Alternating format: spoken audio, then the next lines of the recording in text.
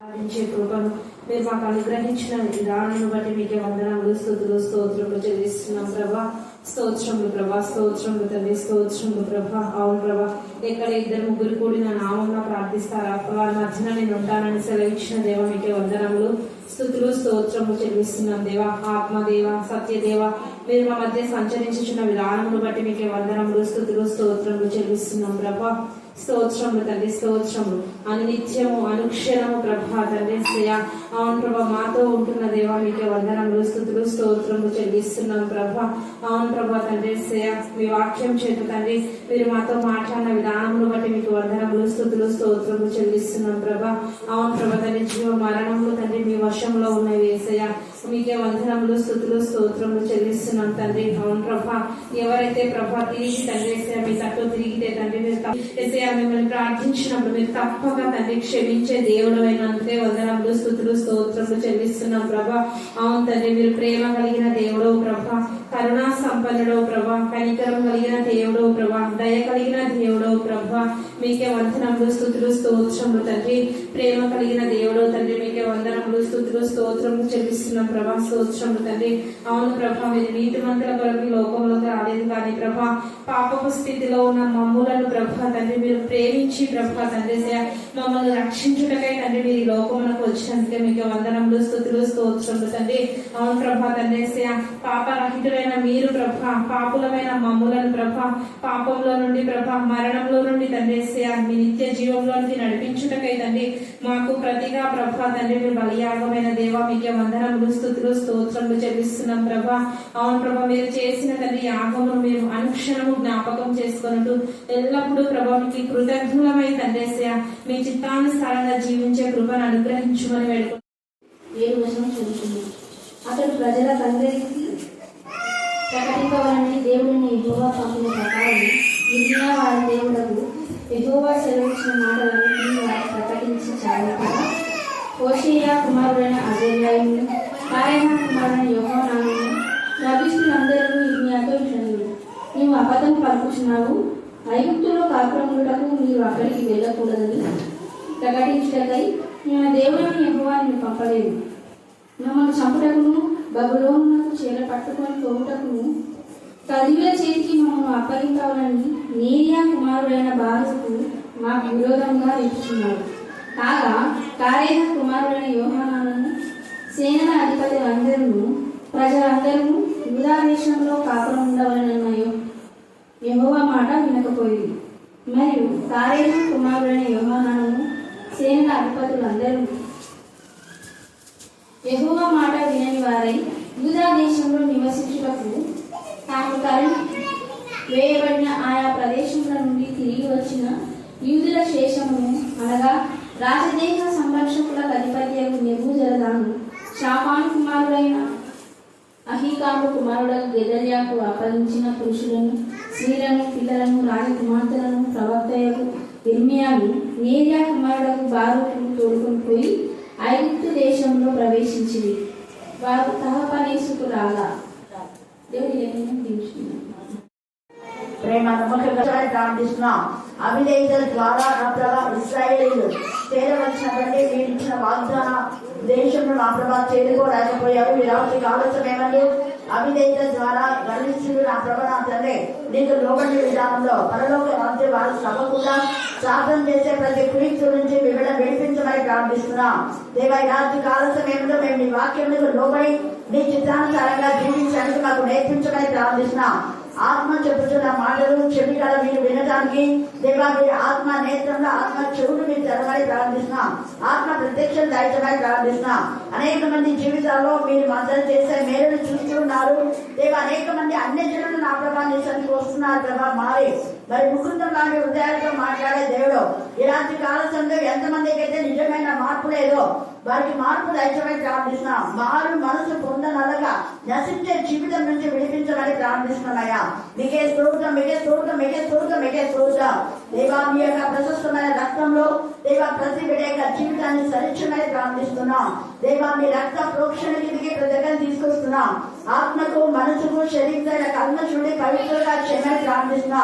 దేవా మీరు రిక్తుడై మా కోసమే రావడానికి మమ్మల్ని నా ప్రభా సముద్రంలోకి నడిపించడం కోసమే తండ్రి ఆకాశమను మంచి ధరణిని మీరు మాకు ఇవ్వబోతున్నారు. అందుకు మీకు వందనాలు స్తుతులు స్తోత్రం చెల్లించుకుంటున్నాం. ఆ మంచి ధరణిని సిలువ విలువ సిలువ ప్రభా దేవా సిలువలో ఉన్న సంపదను మేము మా ప్రభా తీసుకోవడానికి మీ కృపాసహాయం మాకు దయచేయాలని ప్రార్థిస్తున్నాం. విశ్వాసం అనే చాలా విషయంలో నా ప్రభా పరలోకం చాలా విషయాన్ని మీరు మాకు అనుగ్రహించే దేవుడు అని దావీదు చాలా విషయాన్ని మీరు మాకు అనుగ్రహించే దేవుడు అని అది నా ప్రభా నజరైన యేసు నామంలో యేసు రక్తంలో నా ప్రభా యేసయ్య శిలువ యాగం ద్వారా మాత్రమే మీరు మాకు అనుగ్రహిస్తారని గజబీట విశ్వసించి శిలువలో మీరు కాల్చిన రక్తంలో జ్ఞాపకం చేసుకోవడానికి దేవనాథని శిలువలో మీ త్యాగాన్ని జ్ఞాపకం చేసుకోవడానికి జ్ఞానం కలగచ్చని ప్రార్థిస్తున్నాం. తండ్రి ధననిధి చెప్పండి, మళ్ళీ చెప్పాలా? ఆకాశం నుండి ఒక మంచి ధననిధిని దేవుడు నాకు ఇవ్వాలని ఇష్టపడుతున్నాను అంటే యిర్మీయా ప్రవచనానికి ముందే తండ్రి అయిన దేవుడి మాట చెప్పారు. ద్వితీయోపదేశ కాండము 28వ అధ్యాయము 12వ వచనం చదవండి.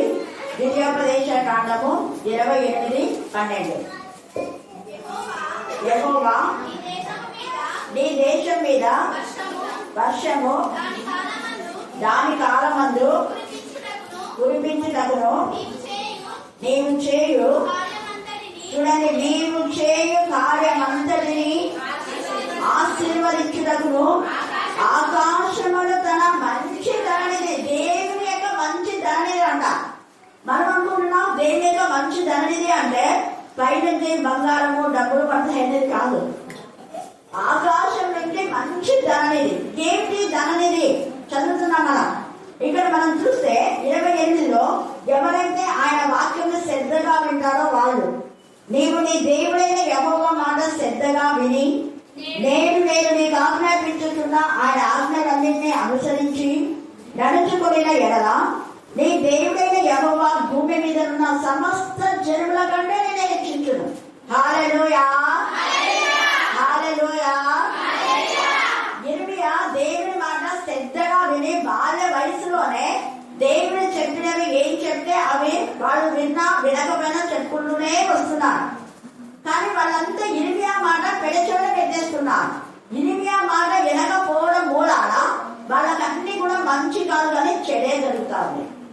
ఈ రాత్రి కాలంలో దేవుని మాట వినని వాళ్లకు మంచి జరగదు, ఖచ్చితంగా చెడే జరుగుతుంది. ఎందుకంటే దేవుడు ముందే చెప్తున్నాడు మీరు దేవుని మాట శ్రద్ధగా వినండి, దేవుని మాట ప్రకారం ఆజ్ఞల ప్రకారం మీరు చెయ్యండి.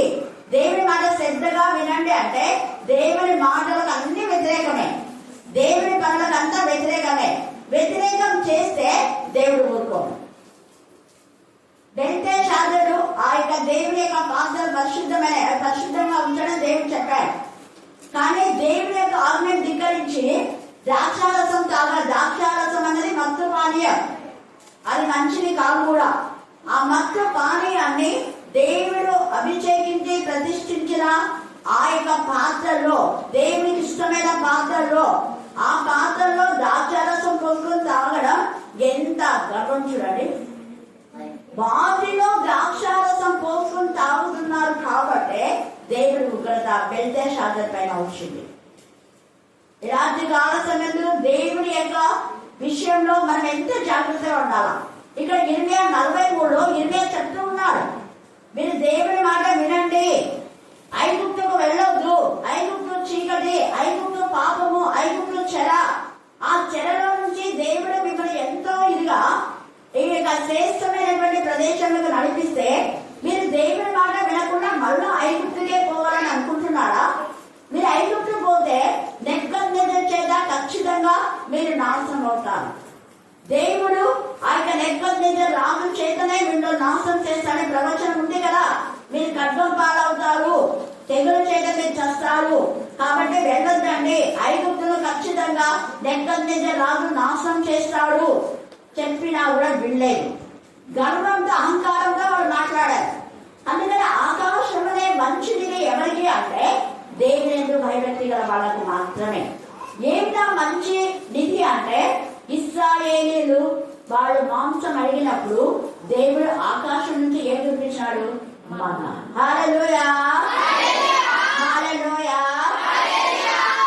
అయితే ఇశ్రాయేలీయులు ఈ మన్నాను పై నుంచి దేవుడు కురిపించిన మన్నా తిన్నా చనిపోయినారు. అవిధేయత ద్వారా చనిపోయినారు. వాళ్ళు దేవుడిచ్చిన వాగ్దాన భూమి వాళ్ళు చేరుకోలేదు. అవిధేయత ద్వారా వాళ్ళు ప్రవేశించలేదు. అవిధేయత ద్వారా వాళ్ళు చనిపోయారు. అయితే దేవుడి మాట విన్నటువంటి వాళ్లకు ఈ మన్నా కాకుండా జీవాహారం నేను ఇస్తానన్నాడు. ఆ జీవాహారమే యేసయ్య. ఆ జీవాహారమే ఈ జీవ వాక్కులు. ఆ జీవాహారమే నిబంధన, కొత్త నిబంధన, దేవుడు మనతో చేయబోయే నిబంధన. పాతగా ఉన్నటువంటి ఆ నిబంధనకు, కొత్త నిబంధనకు దేవుడు క్లుప్తపరిచి మనకు ఆ కొత్త నిబంధన ఇచ్చాడు. అలాగని పాత నిబంధన కొట్టివేయడానికి రాలేదు. పాత నిబంధన నెరవేరుస్తూ కొత్త విషయాలు యేసయ్య ద్వారా తండ్రిగా సమాధానం. పాత నిబంధనలో అన్యులకు ఎలాంటి బ్లెస్సింగ్స్ లేవు.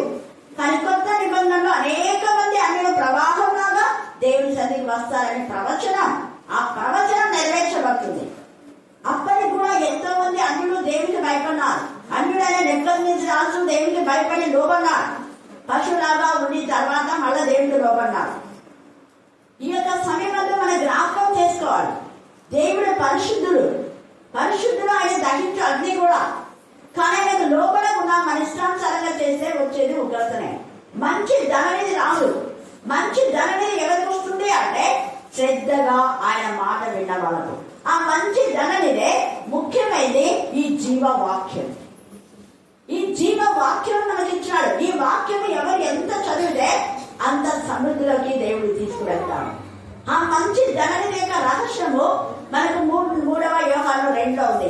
నీ ఆత్మ వర్ధిల్లుగా చదవగలుగుతున్నది అన్ని విషయాల్లో, చదువులో, తర్వాత నీ పనుల్లో, నీ పిల్లలు ఎదుగుతారు, నువ్వు ఎదుగుతావు, నీ ఇల్లు మధ్య అన్ని టోటల్గా. నీవు ఎదగడం లేదు ఆత్మీయంగా అంటే నీ ఇల్లు కూడా ఆత్మీయంగా ఎదగదు. నువ్వు ఆత్మీయంగా ఎదగకపోతే నీ పిల్లలు కూడా ఆత్మీయంగా ఎదగదు. నీ పిల్లలు ఆత్మీయంగా ఎదగలేదంటే వాళ్ళకి అంతే, ఎక్కడేసిన దొంగలు అంతే. ఒకవేళ చదివి డిగ్రీలు చేసుకున్నా ఉద్యోగాలు రావు. గుర్తుపెట్టుకోండి. రీసెంట్ గా ఎమ్మెల్యే మాకు కూతురు, ఆ పాప అసలు 1 వీక్ కూడా కాలేదు, 1 వారం కూడా కాలేదు పాస్ అయ్యి రాసిన ఎగ్జామ్ లో. వెంటనే 2 డేస్కే కంపెనీలు. ఎందుకు అంటే వాళ్ళు చిన్నప్పటి నుంచి ఇప్పుడు కాదు, ఇప్పుడైతే పెద్దగా అయినారని మీరు అనుకోవచ్చు. చిన్నప్పటి నుంచి ఎగ్జామ్స్ ఉన్నాయంటే నేను వచ్చే వరకు అక్కడనే గేట్ దగ్గర నిలబడతాను. ఎంత విధేయత, ఎంత విశ్వాసం. టోటల్ గా వాళ్ళమ్మ, వాళ్ళ నాన్న, పిల్లలు అందరు కూడా. అందుకే దేవుడు ఆ కుటుంబాన్ని విధవరాలైనా ఆమె జ్ఞాపకం చేసుకున్నాడు. హల్లెలూయా, హల్లెలూయా. ఇప్పుడు ఫార్మసీ చదివినా ఎంత విధేయత పాపకు. ప్రేయర్ చేపించమ్మా. వచ్చినప్పుడు మాత్రం వస్తుంటారు సుమిత్ర వాళ్ళు. ఎందుకు నేను మాట చెప్తున్నా అంటే దేవుని మాట. మరి వాళ్ళ అక్క లెక్చరర్ అయినా తనకు టైం ఉన్నప్పుడంతా ఫెలోషిప్ లో ఉంటుంది. మనకు ఎన్నిసార్లు టైం ఉన్నా కూడా రాము. ఎన్నిసార్లు టైం ఉండదు. అర్ధగంట రోజు లేదా మీకు టైం ఉంది కానీ రాదు. వేరే వాళ్ళకి టైం ఇస్తారు. దేవుడి దగ్గర అన్ని లెక్కలు ఉంటాయి. ఇదిగో నువ్వు ఈ టైంలో ముఖ్యంగా టైం వేస్ట్ చేసినావు, కానీ దేవుని చదివి రానికే టైం లేదు. దేవుని చదివి రానికే అది ఇది సాకులు. మన నోటి మాట ద్వారానే పట్టబడతాం. సామెతల్లో అదే మాట తేటగా రాయబడింది. చూడండి, సామెతల్లో తేటగా నీ నోటి మాటను బట్టే నీకు బ్లెస్సింగ్స్ కూడా వస్తాయి. సామెతలు 18వ అధ్యాయం, సామెతలు 18:20 చూడండి. ఒకరి నోటి ఫలము చేత వాని కడుపు నిండును, తన పెదవుల ఆదాయం అంటే ఇక్కడ మంచిదని, ఆకాశం అనే మంచి ధననిది దేవుడు మనకి ఎలా ఇస్తా అంటే నీ నోటి ఫలము ద్వారా, నీ పెదవుల యొక్క మాటల ద్వారా. మరి చదవమ్మా. ఒకని నోటి ఫలము చేత వాని కడుపు నిండును, వాని పెదవుల ఆదాయం చేత వాడు తృప్తి పొందును. జీవ మరణములు 4 వర్షంలో ఉన్నాయి. నువ్వు టైం లేదన్నావు, దేవుడు టైం చూపిస్తాడు. ఈ టైంలో ఊరికే ఉన్నారు కదా నీవు నీ పిల్లలు, మరి టైం లేదని చెప్తావా అంటాడు దేవుడు. ఏ టైం ఉంది మీకు? ఎప్పుడు టైం ఉంది మీకు? ఇంకా అడుగుతాడు దేవుడు. నోటి ఫలం అనేది ఏంటంటే దేవుని సన్నిధికి వచ్చి ప్రార్థించడం, సాక్ష్యం చెప్పడం, పాడడం, స్తుతించడం,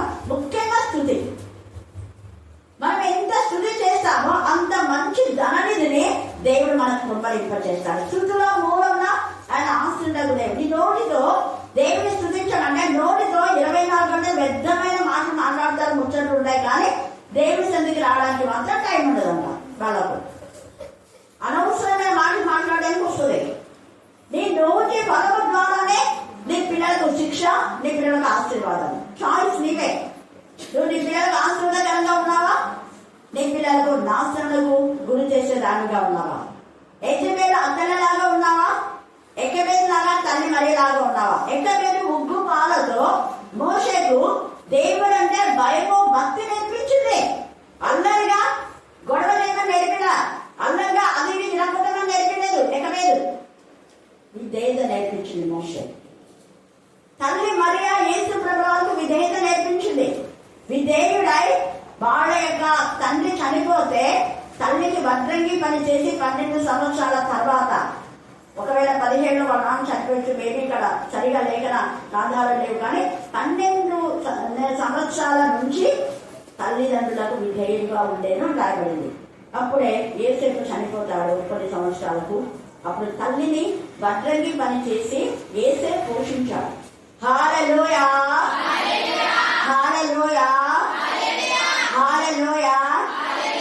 ఎందుకంటే వాళ్ళ వృత్తి యూదులైన యూదులకు అనేక వృత్తులు వాళ్ళు ఏర్పాటు చేసుకున్నారు. వలసమైన వాళ్ళు యూదులు ఎక్కడంటే ఇక్కడ వలసపోయి దేవుడు వాళ్ళకి ఏది ప్రేరేపణిస్తే ఆ పనుల్లో వాళ్ళు మరి అలాగా చేసుకుంటూ వెళ్ళిపోయారు. ఎవరు ఏ పని, గొర్రెలు కాసే పని, వడ్రంగి పని, ఇంకా ఏదిలో పనులు. ఈ యొక్క రాత్రి కాలసంలో దేవుడు నీకు చేతికి ఇచ్చిన పని శక్తి లోపల కూడా చేస్తే ఆకాశం అనే మంచి ధననిది దేవుడు నీకు ఇస్తారు. ఆ ధననిది ఏంటంటే పరిశుద్ధత. పరిశుద్ధతలోనే సమృద్ధి అయిన జీవితం. మన ఆత్మ వర్ధిల్లాలి అంటే ముందు ఆత్మకు మనసుకు కల్మషం తోచకుండా ఉండాలి.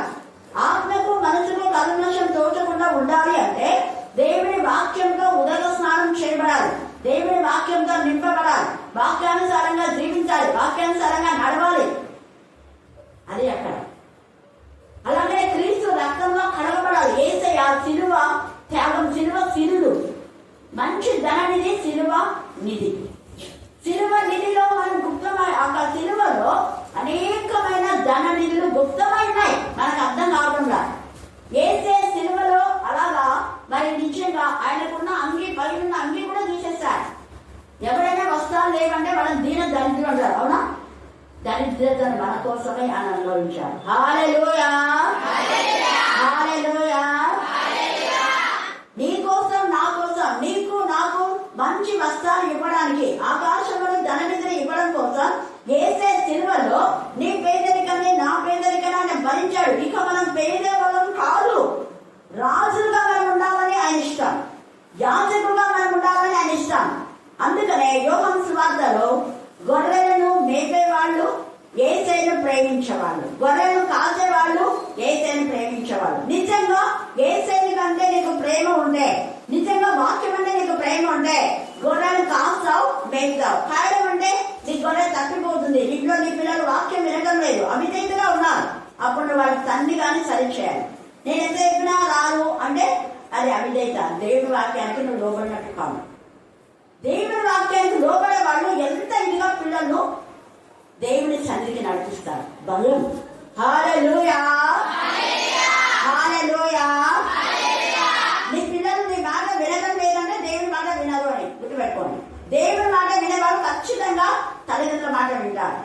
తల్లిదండ్రుల మాట వినడం లేదు అంటే వాళ్ళు దేవుడి మాట వినడం లేదు. దేవుడి మాట వినడం లేదు అంటే మనకు ఆశీర్వాదం రావు, ఉండేది శాపాలి. ఇక్కడ ఎన్ని వేస్తున్నాడు నేను శ్రద్ధగా ఆయన మాట వింటే ఆకాశం అని మంచి ధననిధి దేవుడికి ఇస్తాడు. ఆ ధననిధి ఈ వాక్యం, వాక్యంలోనే గుప్తమైంది సర్వ సంపద.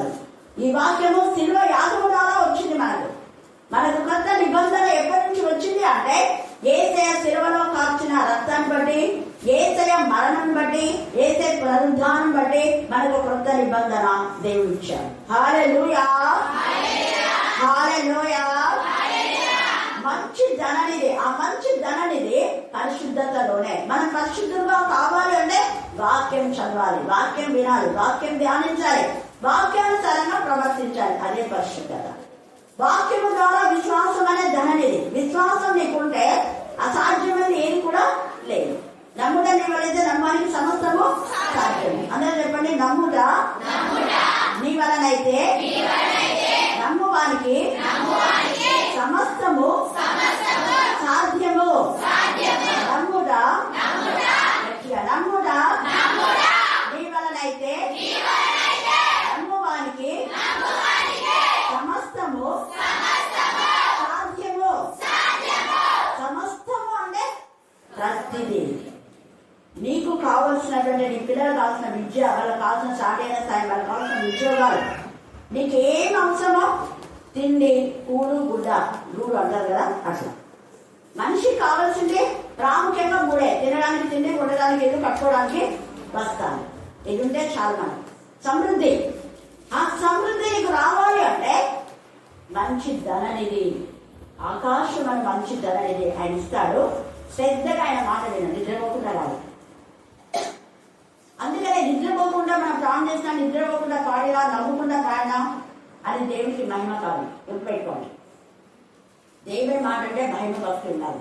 నోటి ఫలం ఎప్పుడు నీ నోరు దేవుడిని స్తుతించేదిగా ఉండాలి, దేవుని మహిమపరచేదిగా ఉండాలి. నోటితో దుర్భాషణ అర్థం నీకు ఆశీర్వాదాలు ఎలా వస్తాయి? రాదు. నోటి ఫలం చేతనే జీవ మరణులు నాలుగో వర్షం అని మనం ఇప్పుడు ఇందాక సామెతలో మనం చదువుకున్నాం. మరి ద్వితీయోపదేశ కాండం 28:12 మంచి ధననిధి అన్నాడు. అదే 14లో నువ్వు అప్పు ఇస్తావు కానీ అప్పు చేయవు, తర్వాత నేను తలగా పెట్టాడు దేవుడు. నేనందరూ చీచి అంటున్నారంటే తలగా లేదేమో అంటే, అందరు చీచి అంటాం కంటే కొంతమంది మంచి వాళ్లకు చెడు వాళ్ళు నచ్చరు, చెడు వాళ్ళకు మంచి వాళ్ళు నచ్చరు. అది వేరే. అది మనం ఆత్మ పరిశీలన చేసుకోవాలి. మనం మంచిగా ఉన్నామా చెడ్డగా? మనం మంచిగా ఉంటే చెడ్డవాళ్ళు ఖచ్చితంగా మనం సపోర్ట్ చేయాలి. హల్లెలూయా, హల్లెలూయా, హల్లెలూయా. కాబట్టి దేవుడికి మనం ఇష్టంగా ఉండాలి. అందుకనే యేసు ప్రభువు వారు దేవుడు చెప్పిన ఏ మాట చెప్పకుండా మానుకోలేదు. ఎంత మంది అవమానపరిచారు, ఎక్కడ పడితే అక్కడ అవమానపరుస్తూనే ఉన్నారు. ఎన్ని నిందలు, ఎన్ని అవమానాలు మన మార్కు సువార్తలో, లూకాలో చూస్తూనే ఉన్నాం. అనుదిన ధ్యానంలో మనం చూస్తున్నాం. బుధవారం మందు ఇర్మియా ధ్యానం ఉంటది, ఇంకా ప్రతి ఆదివారం ప్రత్యేక ధ్యానం ఉంటది. మిగతా రోజులంతా లూకా ధ్యానం చేసుకుంటున్నాం. యేసయ్య ఎక్కడ వాక్యం చెప్తే అక్కడ ఈ యొక్క ప్రధాన యాజకులు, శాస్త్రులు, పరిచయులు ఎంతగా ఆయన అవమానపరిచి చంపాలి అని అనుకుంటున్నారు. చూడండి, మత్తయి సువార్త 11వ అధ్యాయము 20 వచనం చదవండి. మత్తయి సువార్త 11. పిమ్మట ఏ ఏ పట్టణంలలో ఆయన విస్తారమైన అద్భుతం చేసెను. ఆ పట్టణంలో వారు మారుమనసు పొందగా ఏసే మాట వినలేదు. వాళ్ళు మారుమనసు పొందనందున ఆయన బాధపడి, అయ్యో కొరోజిన, అయ్యో వేసేదా, మేమంతే చేయబడిన సూచక్రియలు తూరు సీదర పట్టణంలో చేస్తే వాళ్ళు పూర్వమే గోరెగడ్డ కట్టుకుని మారుమనసు పొంది ఎందుకు కదా ఊరికే చేసాం మీ మధ్య. దేవుడు కూడా అంటాడు, ఊరికే పంపించినానేమో నేను చదవన్నాను, తప్పకుండా మీరు బాగుంటున్నారు అని దేవుడు అంటే ఎట్లుంటది? ఎన్ని అద్భుతాలు మీ మధ్య, ఏమైపోయినా అద్భుతాలన్నీ అద్భుతాలు పొందుకొని విశ్వాస గాథలు అవుతున్నారా? దేవుడు అద్భుతాలు లెక్క, దేవుడి దగ్గర అన్ని లెక్కలు ఉంటాయి. ఇక్కడ అందుకని అంటాడు, అయ్యో కొరోజిన బేసేదా, మీకు అద్భుతాలు జరిగాయి కదా, మీకు తెలియదా? మరి అద్భుతాలు జరిగి అద్భుతాలు పొందుకొని మీరు విశ్వాసంతో ఉన్నారా? దేవుడికి కృతజ్ఞతగా ఉన్నారా? దేవుని మహిమపరుస్తున్నారా? దేవుని గణపరుస్తున్నారా? మీ ఆత్మ సంబంధమైన వాస్తవం మీరు హత్తుకొని ఆనుకొని జీవిస్తున్నారా? లేదు. ఇక్కడ ఇర్మియా ఒక తండ్రి రావాల వీళ్ళ గద్దించి బుద్ధి చెప్తే ఇర్మియా పైననే వీళ్ళ కోపం, అక్కడ యేసయ్య మీద వాళ్ళ కోపం. యేసయ్య అందుకనే చాలా బాధపడి నొచ్చుకున్నాడు ఆయన.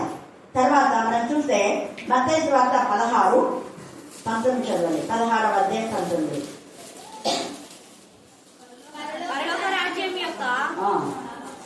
ఇక్కడ అన్నాడు, ఒకవేళ నువ్వు విధేయత చూపే పరలోక రాజ్యం తాళం చెల్లిస్తానని పేతురుతో మాట్లాడుతున్నాడు. చూసారా?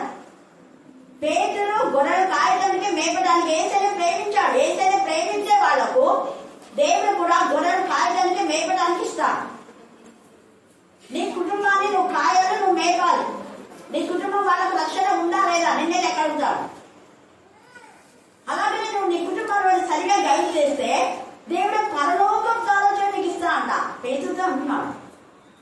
ఎవరైతే దేవునికి విధేయత కలిగి ఉంటారో, శ్రద్ధగా ఆయన మాట వింటారో, ఆకాశం అనే మంచి ధననిది పరలోకం సాధించింది. హల్లెలూయా, హల్లెలూయా.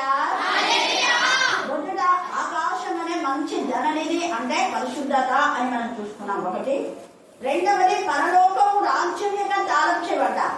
ఈ తాళం చెవి యొక్క మహిమ, ఈ తాళం చెవికి ఉన్న శక్తి ఏంటంటే, భూమి మీద మీరు వేటిని బంధిస్తారో అది ఎక్కడ బంధించబడుతుంది? పరలోకం ముందు ఏది బంధిస్తారో అది భూమి మీద బంధించబడుతుంది. మీరు భూమి మీద దేని విప్పుతారో అది పరలోకం ముందు విప్పబడుతుంది. మీరు భూమి మీద దేనైతే మరి విప్పుతున్నారో అది పరలోకం ముందు, పరలోకంలో విప్పేది భూమిలో విప్పబడుతుంది. అంటే మీరు చేసే ప్రార్థనలన్నిటికీ ఇచ్చేవారు. ఇక్కడ పేతులు ఎంత మంది బాధ పెట్టారో వాళ్ళందరికీ తగిన శిక్ష వచ్చింది. ఇర్మియా కూడా, ఇర్మియాని ఎవరు బాధ పెట్టినా వాళ్ళందరికీ, అంటే ఇర్మియా దేవుడికి వరం పెట్టినప్పుడు పరలోకానికి ఇర్మియా ప్రార్థన వెళ్ళి పరం నుంచి వారికి శిక్ష వస్తుంది. అదే దుష్టులను బంధిస్తున్నారు. దుష్టుల యొక్క మరి వాళ్ళ యొక్క చర్యలన్నీ ఇర్మియా దేవుడికి మొరపెట్టుకుంటున్నాడు. దేవుడు పరలోక రాజ్యం యొక్క తాళం చెవి తెరిచి దుష్టుల శిక్షించడానికి. ఎందుకంటే భక్తిహీనులు నాశనమైపోతారని ఇది వాక్యంలో. భక్తిహీనులు ఎవరు అంటే వాక్యం వినడంలో కాదు, దురద చెవులు కలవారు. వాళ్ళ యొక్క చెవులు మందమైనాయి, వాళ్ళ కన్నులు కొవ్వు పట్టింది అంటాడు. మీ హృదయం క్రొవ్వి ఉంది. అలాంటి పరిస్థితిలో ఉండేవాళ్ళు ఉగ్రతకే గురవుతారు. అందుకనే ఈ పరలోక రాజ్యం తాళం చెవి ద్వారా పేతులు అనేకమైనటువంటి అద్భుతాలు చేసి ఆయన నీడ పడంగానే అనేకులకు స్వస్థత వచ్చింది. కారణం పరలోక రాజ్యం యొక్క తాళం చెవి పేతురికి ఇచ్చాడు. ఆ తాళం చెవి యొక్క శక్తి పేతులు నీడకే స్వస్థత వస్తున్నాయి. అనేక మంది అన్యులు మార్చబడుతున్నారు, మా హృదయాలు తెరవబడుతున్నాయి. కొన్నేది అన్యుడైనా ఎంత మందిని దేవుని వాక్యం వినడానికి ఒక మంచి ధననిధి అక్కడ ఓపెన్ అయిపోయింది. హల్లెలూయా. ఆత్మల సంపాదనే మంచి ధననిధి.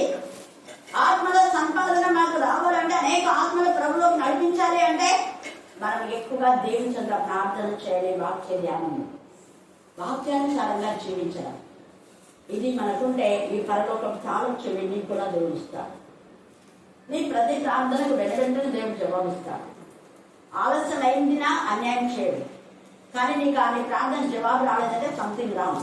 దావీదు అంటాడు, నా హృదయంలో నేను పాపం చేస్తే నా ప్రార్థన వినొద్దు దేవా, నేను నిజంగా నీ వాక్యం లక్ష్యం చేస్తే నా ప్రార్థన వినంటాడు. మన లక్ష్యంలో దేవుని చర్యలో ఉన్నామా, భయంతో భక్తితో ఉన్నామా, ప్రశ్న వేసుకోవాలి. ఇక్కడ ఇర్మియా ఎంతగా వీళ్ళకి చెప్పినా కూడా గర్విస్తున్నారు. గర్విష్ఠులు వీళ్ళంతా. 43వ అధ్యాయం ఇర్మియా 2వ వచనంలో హోషేయ కుమారుడైన అజర్యాయును, కారేహ కుమారుడైన యోహానాను, గర్విష్ఠులందరూ ఇర్మియాతో ఇట్లా అన్నారు. అందరు ఇర్మియాను, నువ్వు అబద్ధం చెప్తున్నావు, నువ్వు మాకేం ఏం చేయవు, ఎప్పుడు మా మీద శాపాలే మాట్లాడుతున్నావు, అది ఇది అన్ని చెప్తున్నావు. ఇర్మియా అంటున్నాడు, దేవుడు చెప్పమంది నేను చెప్తున్నా, మీరు ఐగుప్తుకు వెళ్ళొద్దు, ఐగుప్తులో ఖచ్చితంగా నాశనం అయిపోతుంది, ఐగుప్తులో తెగులు వస్తుంది, ఐగుప్తులో కఠినం పాలు అవుతారు, అగ్ని చేత కాల్ చేస్తాడు ఈ యొక్క నెబ్బర్ రాజు. చెప్పినా వినలేదు. చెప్పిన ఇర్మియానే వాడు ఎదిరించి ఇర్మియా మాట వినకుండా, నీకు ఇష్టం కాబట్టి నువ్వు ఇక్కడ ఉండాలనుకుంటున్నావా అని ఇర్మియాను కూడా తీసుకొని బలవంతానా ఐగుప్తుకు వెళ్ళిపోతారు. అక్కడ అందరినీ తీసుకొని ఐగుప్తుకు వెళ్ళిపోతారు. వెళ్ళిపోతే ఏమైపోయింది అక్కడ చూడండి, ప్రాఫెసీ నెరవేరింది. ఇర్మియా చెప్పిన ప్రవచనం నెరవేరింది, చెప్పినా వినలేదు వాళ్ళు. అప్పుడు దేవుడు కూడా అంటాడు, దేవుడి దగ్గరికి పోయి ఆ యొక్క ఇర్మియా వాళ్ళు ఇంకా దేశంలో ప్రవేశించి 8వ వచనంలో ప్రవేశించగానే యెహోవా వాక్కు తహపనేసులో ఇర్మియాకు ప్రత్యక్షమై ఇలా సెలవిచ్చాను. చదవండి, నీవు పెద్ద రాళ్లను చేతబట్టుకుని యూదా మనుషులు చూస్తుండగా తహపనేసులో ఉన్న ఫరో నగరుల ద్వారమున శిలావరణంలోని సున్నంలో వాటిని బాధపెట్టి జనులకి మాట ప్రకటింపము. ఇశ్రాయేలు దేవుడును సైన్యములకు అధిపతియుడకు యెహోవా సెలవిచ్చినదేమనగా, ఇదిగో నా దాసుడకు బబులోను రాజైన నెబుకద్నెజరును నేను నంపించి తీసుకొని వచ్చి నేను పాతి పెట్టిన ఈ రాళ్ల మీద అతని సింహాసనం ఉంచెదను, అతను ఈ రత్న కంబల్ని వాటి మీదనే వేయించును. అతను వచ్చి తెగులులకు నిర్ణయించిన వారిని తెగులులకును, చెరకు నిర్ణయమైన వారిని చెరకును, ఖడ్గములకు నిర్ణయమైన వారిని ఖడ్గములకును అప్పగించుచు ఐగుప్తీయులను హతము చేయును. అగ్ని చేత కాల్ చేస్తారు. ప్రవచనం నెరవేరిందా లేదా? నెరవేరిందా? ఇరిమియా చెప్తే విన్నారు, వాళ్ళు వినలేదు. ఐగుప్తులో యూదులు ఉన్నారు కదని వాళ్ళు యూదులు ఇచ్చిపెట్టలేదు. ఒక ఇరిమియా ఒక్కడే సేఫ్ అవుతారు. హల్లెలూయా, హల్లెలూయా, హల్లెలూయా, హల్లెలూయా. నెబుకద్నెజర్ రాజుపైకి యుద్ధానికి పోవద్దా అంటే సిద్కియా పోయాడు, నాశనం అయిపోయినాడు. వాడి పిల్లలు కూడా సిద్కియా చేసిన తప్పుకు, తండ్రి చేసిన తప్పుకు పిల్లలకు నాశనం. పిల్లలు చేసిన తప్పుకు ఏలికి బాధ, భార్య కూడా చనిపోయింది. ఏలి భార్య, ఏలి యొక్క కోడలు ఫినెహాసు ఒప్ని చచ్చిపోయారు. నలుగురు ఒకటే రోజు ఆయనలో మరణాలు. కారణం దేవుని మాట వినక, అశ్రద్ధ చేసి అవిధేయులై. అవిధేయత ద్వారా హెబ్రీ 3వ అధ్యాయం మీరు చదువుకోండి. అవిధేయత ద్వారా వాళ్ళు వాగ్దత్త దేశంలో ప్రవేశించలేకపోయి అని రాయబడింది. 3వ అధ్యాయం 18, 19 మీరు తర్వాత చదువుకోండి. తర్వాత హెబ్రీ 10:30 కూడా మీరు చదువుకోండి. అలాగనే అపోస్తలుల కార్యం 17వ అధ్యాయం 6వ వచనం చదవండి. అపోస్తలుల కార్యం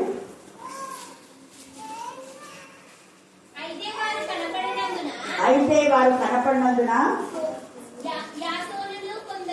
యాసోనులు కొందరు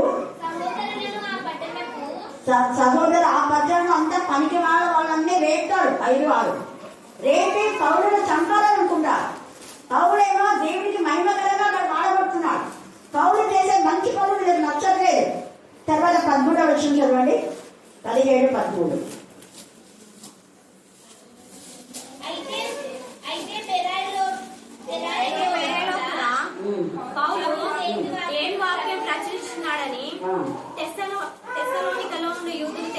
యూదులు తెలుసుకొని అక్కడికి వచ్చి జన సమూహంలో రేపే చూడండి అక్కడ బాధ పెట్టారు. మళ్ళీ ఇక్కడ వచ్చినాడని మళ్ళీ ఇక్కడికి వెంటనే ఇక్కడ పౌలు చెప్పే దేవుని మాటకు ఎన్ని మార్లు బాధ పెడుతున్నారు. దేవుని మాట సరిగా వినకుండా చేస్తున్నారు. ఎంత బాధాకరమైన విషయం. ఈ రాత్రి కాల సమయమందు నువ్వు కూడా ఆ కోవలో ఉన్నావా? ఉగ్రత. దేవుని మాట వినకుండా చేస్తే దేవుడు ఊరుకోడు, ఆయన దహించు అగ్ని. ఇక్కడ పౌలు చెప్పిన మాటలు అపార్థం చేసి కొంతమంది రేపారు. యూదులను రేపి పౌరుని ఇక్కడి నుంచి పంపించేద్దాం, పౌరులు కొద్దాం, పౌరులు బంధిస్తాం అని అనుకుని అందరి మూకలు అక్కడ లేపారు, ఇక్కడ కూడా లేపారు. అయితే పౌలు చేసినటువంటి మంచి పనికి వాళ్ళంతా కొంతమంది వాళ్ళ యొక్క గ్రంథాలన్నీ తెచ్చి కూడా అక్కడ కాల్ చేస్తారు. మీరు అపోస్తల కార్యం 16, 29 కూడా మీరు చదువుకోండి. తర్వాత అపోస్తల కార్యం 19, 11 నుంచి 15 దాకా చదువుకోండి. 19, 20 కూడా చదువుకోండి. అపోస్తల కార్యం 19, 19, 20, అపోస్తల కార్యం 11 నుంచి 15 దాకా చదివితే అక్కడ దేవుడి యొక్క మాట నెరవేరుస్తారు. ఎంతగా అపోస్తలైన పౌలు నిజంగా అన్ని బాధల్లో కూడా ఆయన పరిచయం చేస్తారో అర్థమవుతుంది. యెహోవా మాట యేసు ప్రభువు వారికి ఇంకా ఎంతమంది ఎన్ని రోజులుగా ఆయన బాధ పెడుతున్నారో మనం చూస్తున్నాం. ఈ రాత్రి కాల సమయమందు అవిధేయత, గర్వం, అహంకారం విడిచిపెట్టి విధేయత గలవారుగా ఉంటే ఆకాశమును మంచి ధననిధినే దేవుడు మనకి ఇస్తాడు. ఆ మంచి ధననిధి పరిశుద్ధత, ఆ మంచి ధననిధి విశ్వాసమైన తాళచెవి, పరలోకపు తాళచెవి. తర్వాత దావీదు తాళచెవి ఉంది. ప్రకటన 3:8. ఏంటి దావీదు తాళచెవి అంటే గొర్రెల కాపరి ఉన్న దావీదు దేవుని మాటకు లోబడ్డాడు, రాజు చేశాడు. నిరంతరం ఆయన వంశము రాజ్య సింహాసనంలో ఉండేలా దేవుడు ఆశీర్వదించాడు. అదే నిధి. యేసయ్యే నిధి, పరిశుద్ధమైన చిగురు. యేసే సిలువ దుఃఖ నిధి. ఆయన రిక్తుడై మన కోసం వచ్చి మన దరిద్రతను ఆయన తీసుకొని మనల్ని ధనవంతులుగా చేయడం కోసమే పాట పాడతాం. మనలాను ధనవంతులుగా చేయను, దారిద్రుడు అయ్యాను అని పాట వరకేనా? ఆలోచించారా? యేసయ్య శిలువ త్యాగంలో ఈ రాత్రి కాల సమయంలో యేసయ్య శిలువ విలువను తెలుసుకొని ఆకాశమైన మంచి ధననిధిని మనం పొందుకొని తృప్తిగా దేవుని నామం ఘనపడతాం. దేవుడు ఈ లేఖన భాగాన్ని దీవించుగాక. ఆమేన్, ఆమేన్, ఆమేన్. చివరి ప్రార్థన.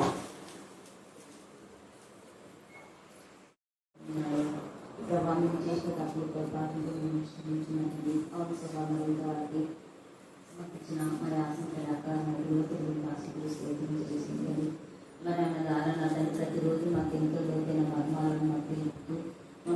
వాక్యంతో బలపరుస్తున్న విధానం బట్టి స్థుతులు చూస్తున్నాం ప్రభా.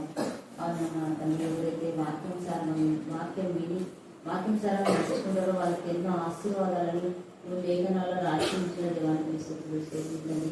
అయ్యా మమ్మల్ని ప్రేమించి అయ్యా మా కోసం మీ కుమారుడైన యేసుక్రీస్తు వారిలో కానీ పంపించి కనుషులు వరకండారు వాళ్ళందరినీ శుద్ధీకరించిన గొప్ప దేవానికి స్థుతులు స్తోత్రం. మా కోసం నా తన యొక్క దేవుడు కానీ దళితులు కానీ లోకంలో ఎక్కువైనా ఉంది. అయ్యా మమ్మల్ని ప్రేమిస్తూ ఎంతో మందిని మరి స్వస్థత పరిచిన దేవానికి స్తోత్రమైనా మా తండ్రి.